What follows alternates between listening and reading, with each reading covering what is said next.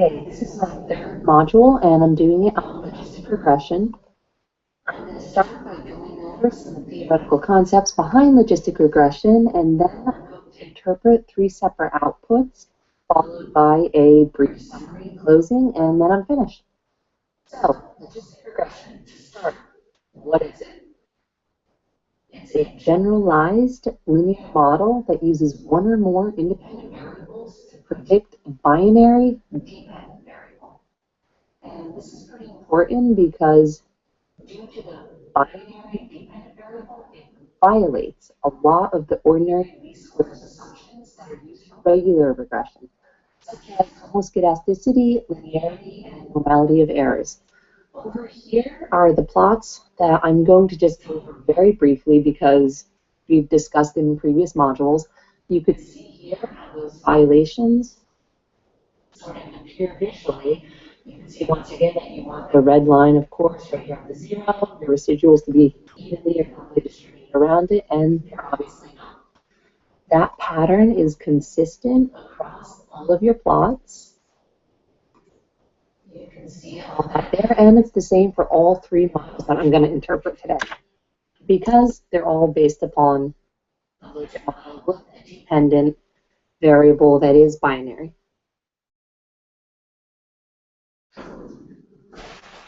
The goal of logistic regression is to basically estimate the probability of an outcome for your dependent variable.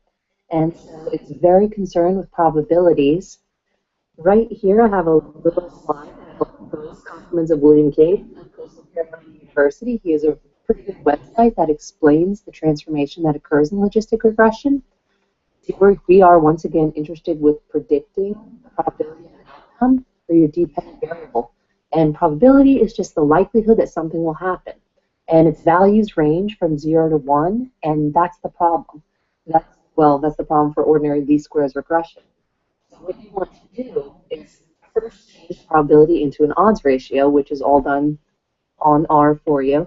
And the odds ratio is just the ratio of two probabilities. But you can see now, instead of having the values range from 0 to 1, the values range from negative infinity to positive infinity. So the odds ratio is the probability of, in this case, success versus the probability of failure. And I just chose success and failure because they are a binary dependent variable and outcome. It could be life or death, or the probability your child will wake up in the middle of the night, quarter of the way through your first recorded module 3, the probability that they won't, just completely theoretical stuff like that, as long as it's binary. And so the probability of success I have here represented by P over the probability of failure, which is Q, which technically is just 1 minus P. If the probability of success is equal to the probability of failure, then your odds ratio is equal to 1, because of course the ratio is 1 to 1. If the probability of success is less than the probability of failure, your odds ratio is less than 1. And of course, if success is greater than failure, probability-wise, your odds ratio is greater than 1. Then a logit transformation is applied, and that's basically just the natural log of your odds ratio. It's also called log odds. If your odds ratio for success is equal to 1, then your log odds is equal to 0. If your odds ratio for success is less than 1, then your log odds is less than 0. Likewise, if your odds ratio for success is greater than 1, then your log odds are greater than 0. And this comes into play when I'm talking about interpreting the output, or R. So, speaking of interpreting output, I've already run all of my R output, so that way I don't have to worry about it. I'm going to start with a binary logit regression with a continuous independent variable. And what you could basically see here is that parameter estimates are based upon a maximum likelihood estimates, and they just basically want to determine the values of the slope or slopes and intercepts and make the observed data most likely to occur. So you can see your intercept is significant. Right over there, a significant p-value, and over here, your x is significant as well. And what your x value, whatever estimate or p rate for x represents, is an exponentiated p rate with a base of e to get your log odds. So for this, I want to interpret it as for every 1 unit increase in x, the log odds of y increase by e to the 0.053 power.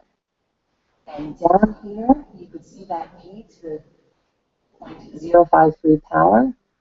I have as your odds ratio down here. That's what that number represents. So once again, if you're interpreting it from this perspective, you say that for every 1 unit increase in x, the odds of y occurring, or y equals 1, versus it not occurring, y equals 0, increases by a factor of 1.05. You can't really use R squared in logistic regression because of the binary dependent criterion variable. Instead, we deal with what's right here, which is deviances, and they're how close the predicted values are to the observed values. And right here, I have another handy dandy slide. Your null deviance and your residual deviance are basically chi-square distributed values, which we're going to refer to as D. And D is 2 times the log likelihood of, on top here, your specified variables, which in this case is just x, and is what we have, over your best or idealized or saturated model down here. And this is the one that explains the most variance in the model. You have to be cautious with this one, though, because the number of parameters is equal to the number of observations, so it's not parsimonious at all. And what we're interested in is the least amount of variables that predict the most amount of variance. You also have to be cautious because your chi-squared or your D, chi-squared distributed for your D is usually significant. So it's better to look at changes in D to determine if it's worth it to add more predictors as opposed to looking at just significant D values. So your changes in D are represented by G, or your G scores. And what they basically are is your D reduced minus your D current. And I found a really nice YouTube video by Jeff Harwick that included some programming in R that you could use to determine if your G value was statistically significant. And so I included those in my analyses down here. You could see that chi-squared of 137.19 minus 114.17, which you see those up here, of the null deviance minus the residual deviance. And then I took into account the number of degrees of freedom or parameters estimated in the model. You could see I only included one. It's just x. So degrees of freedom, 99 minus 98. And you can see that adding x was basically worth it. So one last thing I want to touch upon, your null deviance right here is the deviance is that simplest possible model, or how well the y value is predicted by a model with nothing but an intercept, or grand mean. And of course, the residual deviance is the additional amount of deviance that the model with, in this case, the one independent variable of x predicts the dependent variable of y.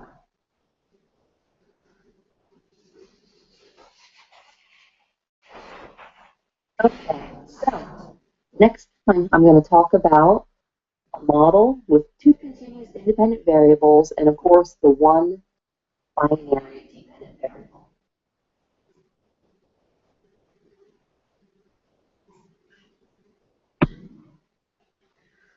So this is going to affect interpretation just slightly. Like in a regular regression model, multivariate regression, you're going to have your main effects right here. They are the main effects of x and the main effects of x2. You can see that the intercept is significant, and so is x. However, x2 and the interaction term of x times x2 is not significant.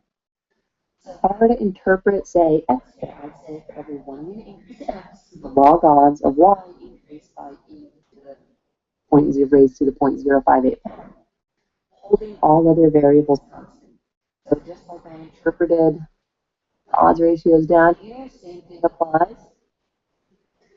And here, your deviance scores or estimates, you can see that the G value is still significant, but if you examine the decrease in deviance and you compare, you have 113.29 here, whereas in our regular model up here, we only included X. It was 114.17, so they're pretty close.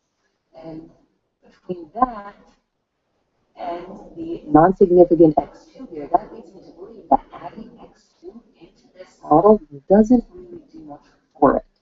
It doesn't really predict very much the deviance in your dependent variable.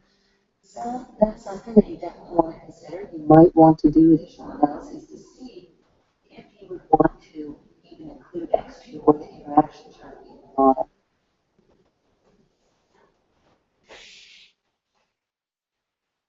Moving on, I'm going to talk in my third model about logistic regression using one binary independent variable and one binary dependent variable.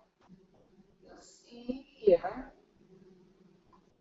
that the values for X in, which is the one independent variable that I'm using, are 1 and 2, and of course y is 0 and 1. That comes into play during the interpretation. You want to keep that in mind. Once again, for this model, you see the intercept is significant, and so is X-bin. Down here, you can see our odds ratio is 6.45. So I'd interpret that as the odds that y is equal to 1 is 6.45 times greater. The data where X-bin is equal to 2 versus where X-bin is equal to 1. So that's how you would interpret the binary independent variable and dependent variable relationship in logistic regression.